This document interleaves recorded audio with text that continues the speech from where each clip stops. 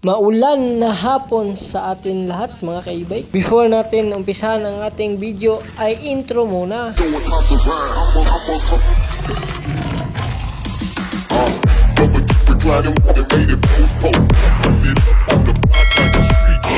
Nagbang tayo ngayon kahit maulan.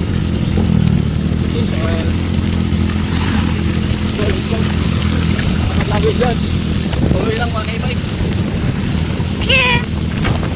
At eto na nga, dahil may bagyo ay siyempre andyan yung baha. Lulusubin natin ang baha para mag-repair mga ka-e-bike. For today's video nga po pala, papunta po tayo sa bangkaan dahil dito po ang ating i-change oil.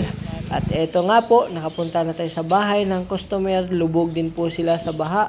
Kaya let's go, umpisahan na natin yung change oil natin dyan. Ang gagamitin nga po pala natin na tools is 12, open range na G's, rubber mallet at yung Yamalob. Yung una nating binaklas dyan ay yung drain plug. Yung sa ilalim gamitan natin ng G's at yung sa taas gamitan natin ng 12. At dito gumamit din tayo ng empty bottle para matagas yung langis. Sa pagtanggal nga po pala nito is dahan-dahan lang para po hindi malus ang thread.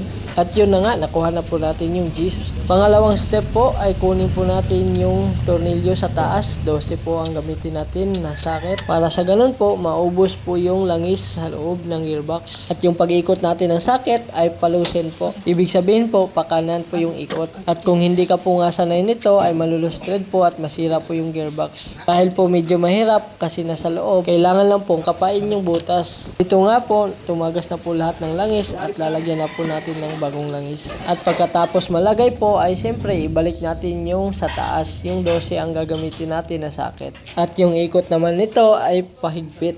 Ibig sabihin po, pakanan. At yun, tapos na po.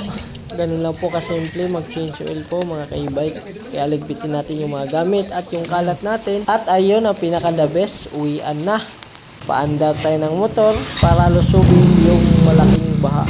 Tara, let's go. Sana hindi tumirik yung motor natin. At dito nga po sa bangkaan, dito may banda sa Alphamart ay hindi po makatawid ang motor. Kaya papunta na lang po tayo sa Muson, doon po tayo dadaan para sa ganun po makauwi po tayo ng maaga. At kung napapansin nyo po ay medyo mataas na yung baha. At dito wala na masyadong dumadaan na motor. Ang nakikita natin dyan ay yung mga tao na kumukuha ng relief goods dahil may libreng bigay po ng gobyerno para po sa nasalanta ng bagyo o nabahaan. At dito na nga po tayo sa arko ng bangkaan. Papunta po tayo ng Muson dahil doon po tayo dadaan. Buti na lang hindi tumirik yung motor natin. Hanggang dito na lang. God bless and peace out.